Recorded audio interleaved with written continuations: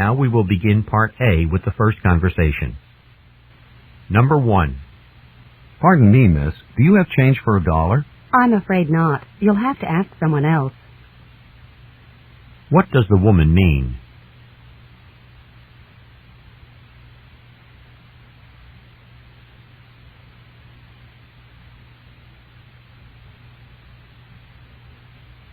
Number 2. Do you know Jean's phone number? Try calling Kathy. What does the man imply?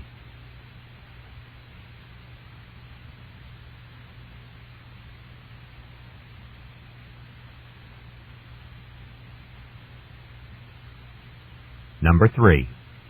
How was the weather for your hiking trip last Saturday? It drizzled in the morning, but got sunny in the afternoon. What does the woman mean?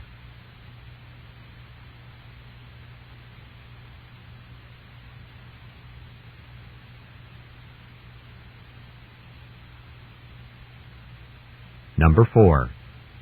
I've had this cold for 2 weeks now, and I can't seem to get rid of it. Have you tried taking large doses of vitamin C? What does the woman mean?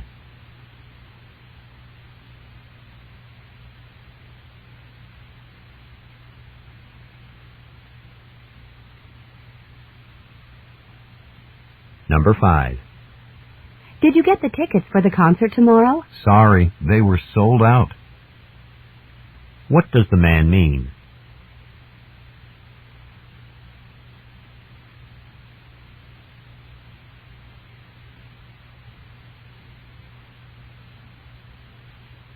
Number 6. Do you know anybody who might want to buy my typewriter? It's pretty old, but it still works. How much do you want for it? What does the woman want to know?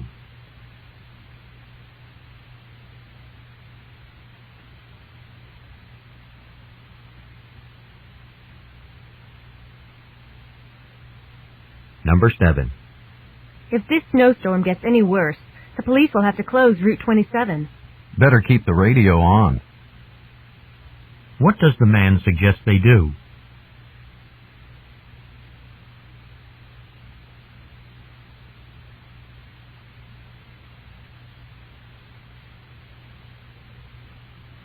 Number 8.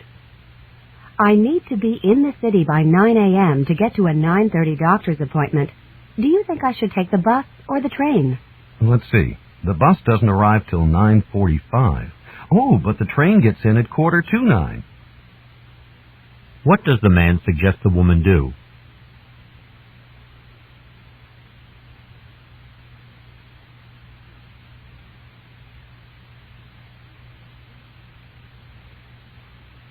Number 9. There were so many people at Kate's party. I can't believe the number of friends she has. It's really no surprise. She was extremely popular even when she was a child. What does the man say about Kate?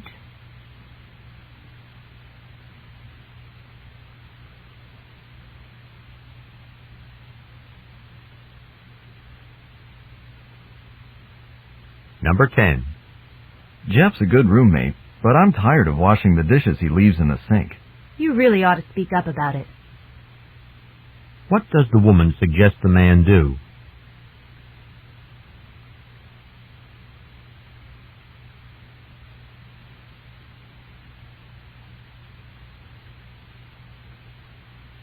Number 11.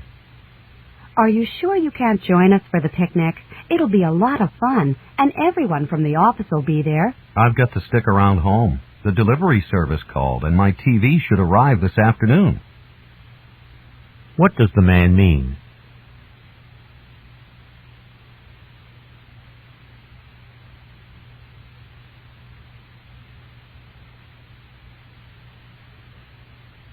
Number 12. We'll be needing more computer paper soon. Could you take care of that right away? I put the order through last week. It should be in any day now. What does the man mean?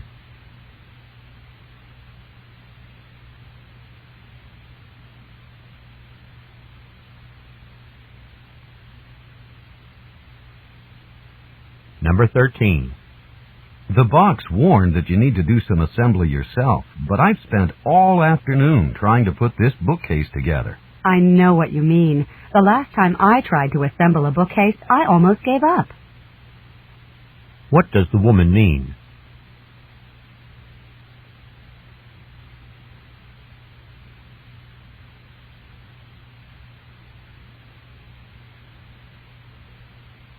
Number 14.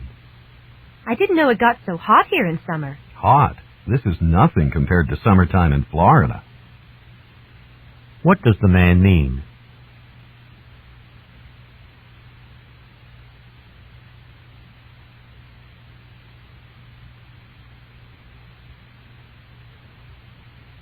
Number 15. Would you like to see a movie with me tonight? I'd like to, but I have to hit the books. What will the woman probably do?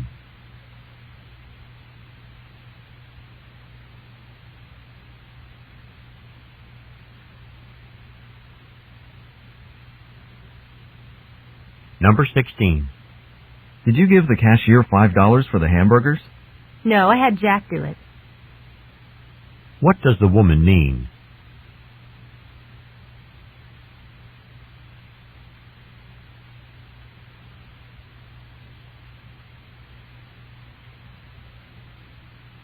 Number 17.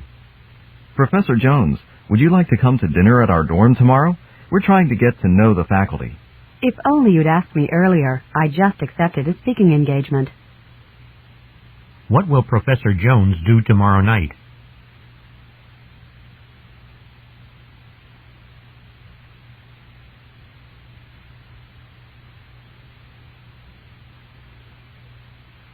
Number 18. We had a great time the other night. You should have come. I just wasn't in the mood for dancing. What does the man mean?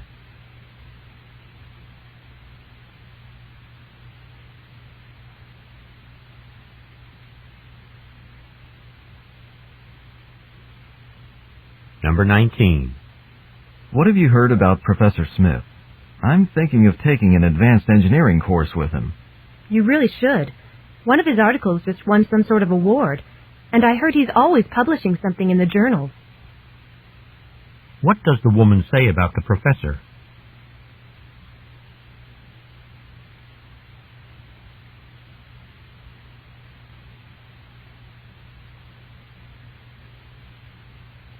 Number 20. I can't believe my phone bill. This is the second month in a row it's been over $100.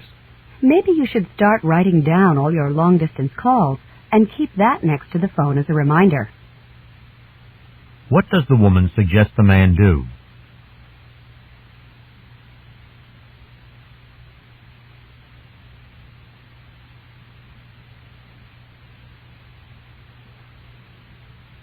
Go on to the next page.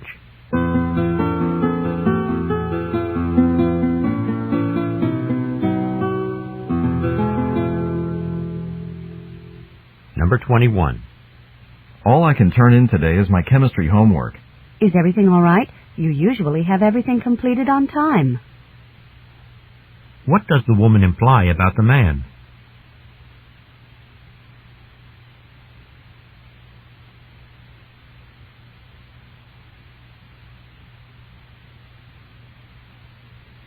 Number 22.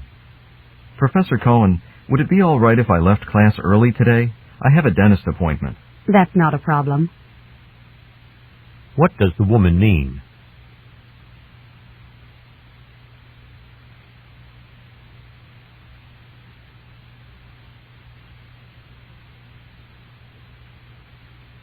Number 23. Look what was stuck behind the drawer. What is it? What does the man want to know?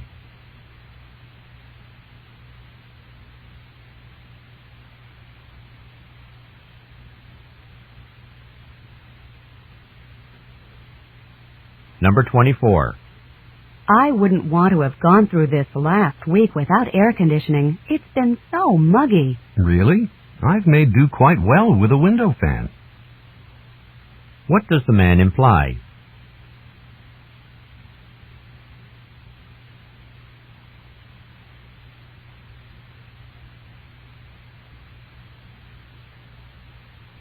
Number 25. How did your interview for the summer internship go? Okay, I guess. It's down to 3 of us, but the other 2 are seniors and better qualified. What does the woman imply?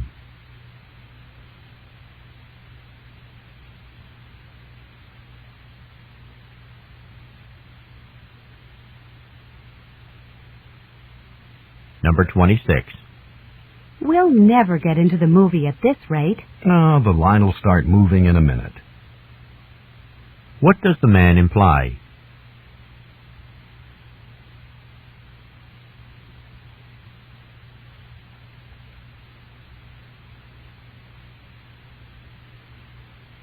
Number 27.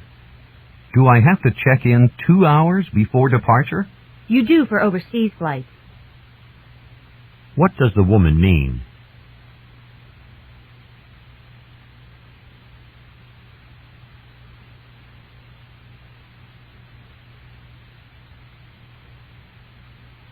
Number 28.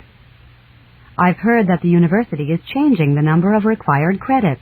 When it goes into effect, though, is still a mystery. What does the man mean?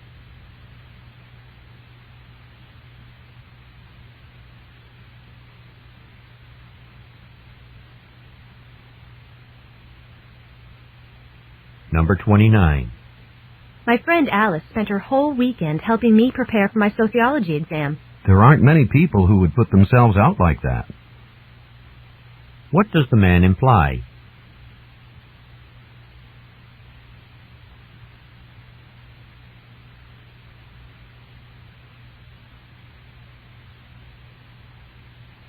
Number 30. Shall I return this almanac to the reference desk? I want to check a few dates first. What does the woman mean?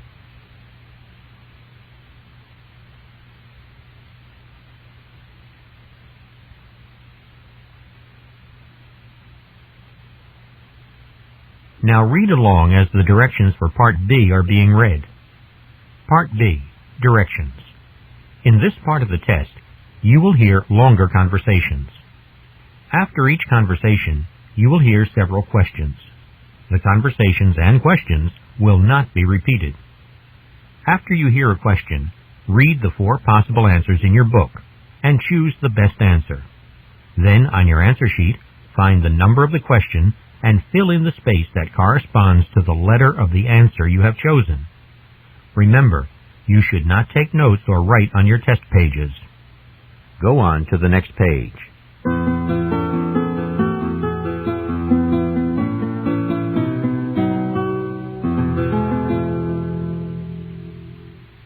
Now we will begin Part B with the first conversation. Questions 31 through 34. Listen to a conversation between 2 college students. Cindy, have you heard the news? No, Steve. What do you mean?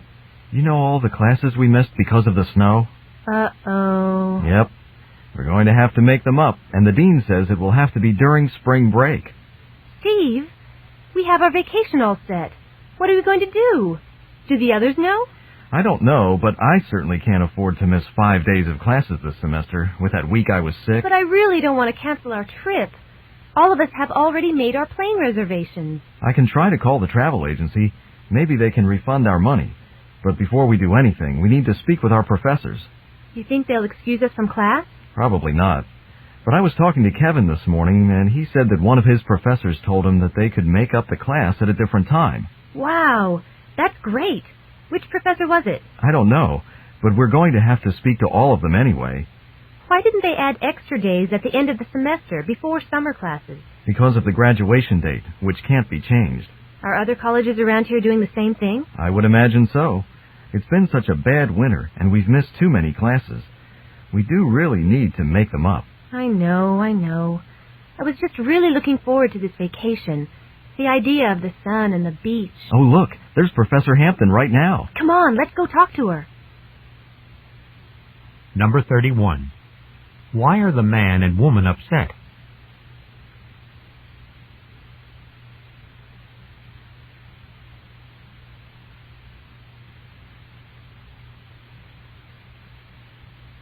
Number 32.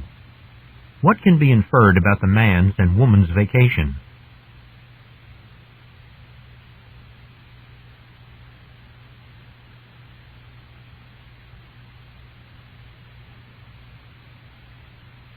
Number 33. Why can't the semester be extended?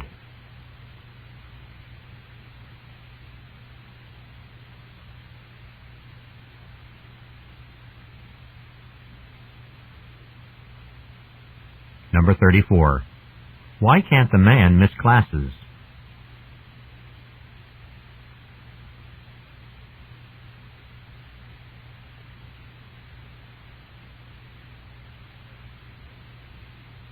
Questions 35 through 37. Listen to two students talking. Hey, Christine, remember how we were complaining that we wanted to see the drama series but couldn't afford the tickets? I found a solution. Yeah? Won the lottery, huh? But seriously, I did find a way for us to see all the plays, and we don't have to pay a cent. Come on, Jim, that's impossible. No, really, we can. I called Stanhope Theater to ask if they had student discounts. They didn't, but they did have another suggestion. What's that? The man there told me they just lost 4 of their ushers, so they have openings. Really? Yeah. You don't get paid, but you do get to stand in the back and watch the play after you've helped everyone find their seats. No seat, but a good view. Then during intermission, you help sell refreshments. But, Jim, each play is performed on 6 nights. Can we make that big a commitment? We don't have to. That's the best part. They had enough ushers so that each person works only 2 nights at the same play. I never imagined we'd be able to see the whole series. Let's take a look at the schedule right now. Number 35. Why did Christine and Jim think they would not be able to see the drama series?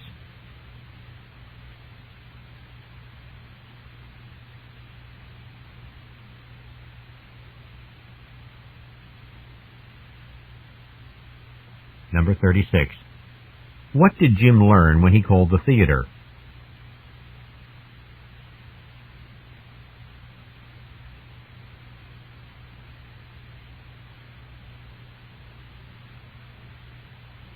Number 37. At the end of their conversation, how does Christine feel about Jim's solution?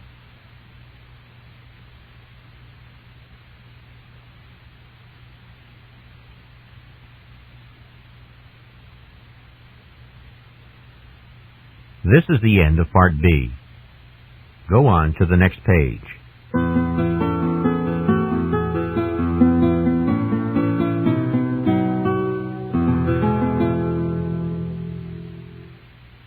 Now read along as the directions for Part C are being read. Part C, Directions. In this part of the test, you will hear several short talks. After each talk, you will hear some questions. The talks and the questions will not be repeated. After you hear a question, read the 4 possible answers in your test book and choose the best answer. Then, on your answer sheet, find the number of the question and fill in the space that corresponds to the letter of the answer you have chosen. Here is an example. On the recording, you hear, listen to an instructor talk to his class about a television program. I'd like to tell you about an interesting TV program that'll be shown this coming Thursday. It'll be on from 9 to 10 p.m. on Channel 4. It's part of a series called Mysteries of Human Biology. The subject of the program is the human brain, how it functions, and how it can malfunction. Topics that will be covered are dreams, memory, and depression. These topics are illustrated with outstanding computer animation that makes the explanations easy to follow. Make an effort to see this show. Since we've been studying the nervous system in class, I know you'll find it very helpful. Now listen to a sample question. What is the main purpose of the program? In your test book you read, A, to demonstrate the latest use of computer graphics. B, to discuss the possibility of an economic depression. C, to explain the workings of the brain. D, to dramatize a famous mystery story. The best answer to the question, what is the main purpose of the program, is C, to explain the workings of the brain. Therefore, the correct choice is C. Now listen to another sample question. Why does the speaker recommend watching the program? In your test book, you read A. It is required of all science majors. B. It will never be shown again. C. It can help viewers improve their memory skills. D. It will help with coursework. The best answer to the question, why does the speaker recommend watching the program, is D. It will help with coursework. Therefore, the correct choice is D. Remember, you should not take notes or write on your test pages. Go on to the next page.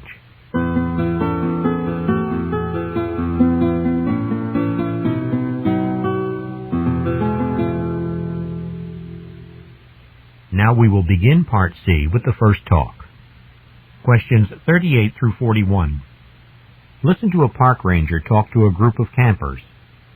I know you're anxious to get your permits and get started, but there are just a few things I'd like to mention that might help you avoid trouble during your stay.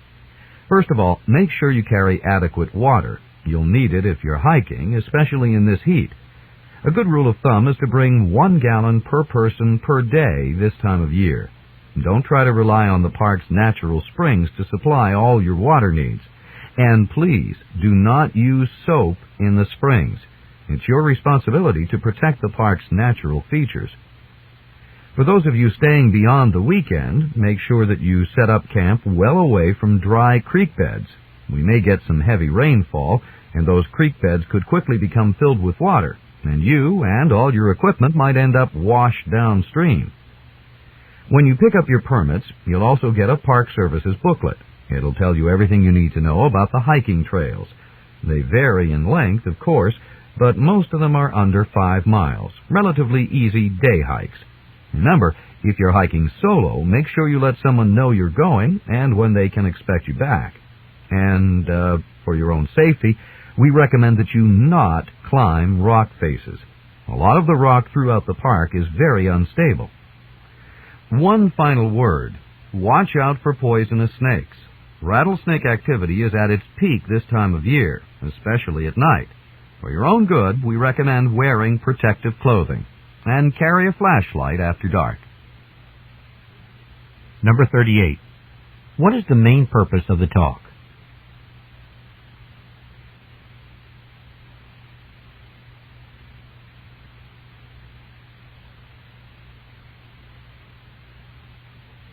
Number 39.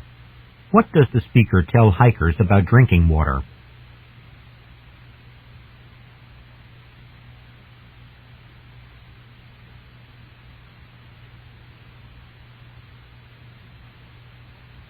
Number 40.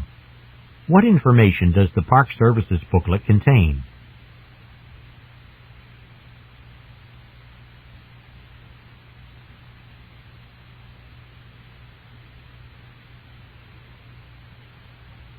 Number 41. What does the speaker say about rattlesnakes?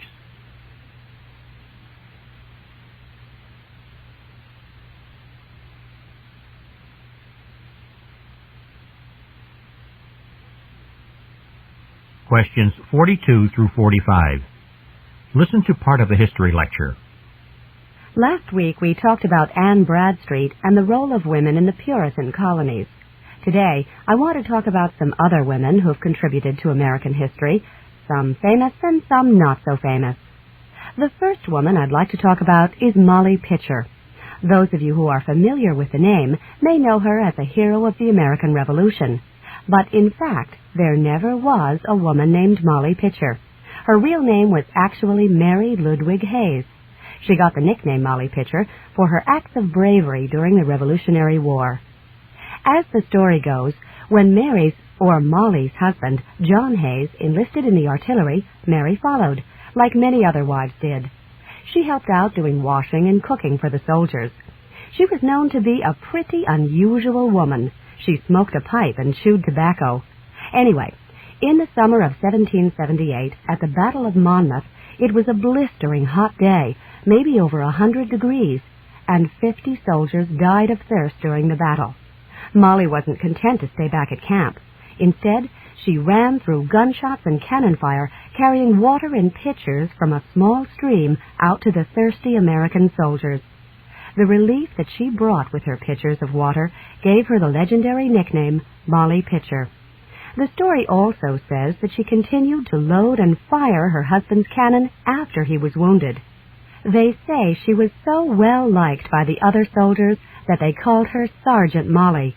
In fact, legend has it that George Washington himself gave her the special military title. Number 42. This talk is part of a series on what subject?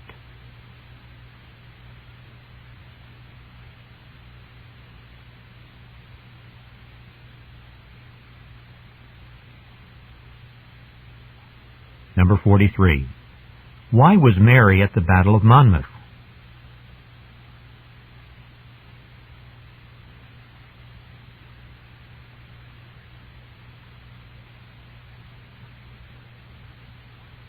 Number 44. Why was Mary considered an unusual woman?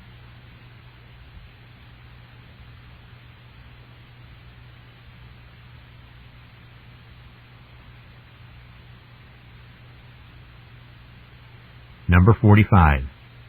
How did Mary Hayes earn her nickname?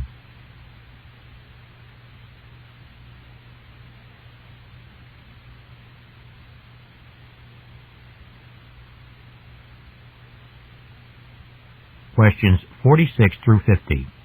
Listen to part of a lecture on child psychology. Today we're going to talk about shyness and discuss recent research on ways to help children learn to interact socially. Many people consider themselves shy. In fact, 40% of the people who took part in our survey said they were shy. That's 2 out of every 5 people. And there are studies to indicate that the tendency toward shyness may be inherited. But just because certain children are timid doesn't mean they are doomed to be shy forever. There are things parents, teachers, and the children themselves can do to overcome this tendency, and even to prevent it. One researcher found that if parents gently push their shy children to try new things, they can help these children become less afraid and less inhibited. Another way to help shy children is to train them in social skills. For example, there are special training groups where children are taught things like looking at other children while talking to them, talking about other people's interests, and even smiling. These groups have been very successful at giving shy children a place to feel safe and accepted, and at building up their self-esteem. Number 46. What is the lecture mostly about?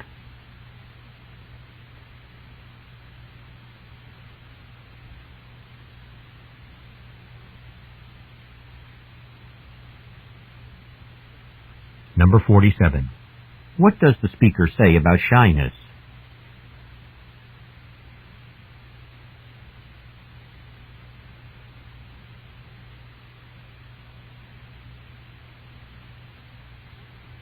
Number 48.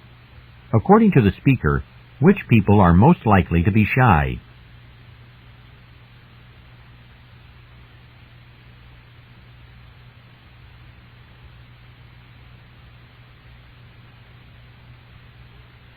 Number 49.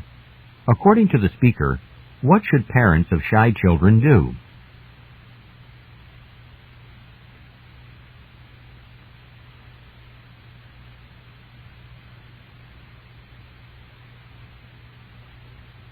Number 50. What might the group sessions help shy children do?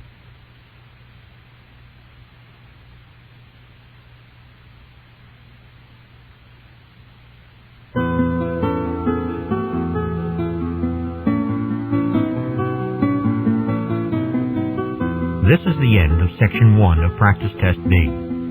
Turn off your cassette player and begin work on Section 2.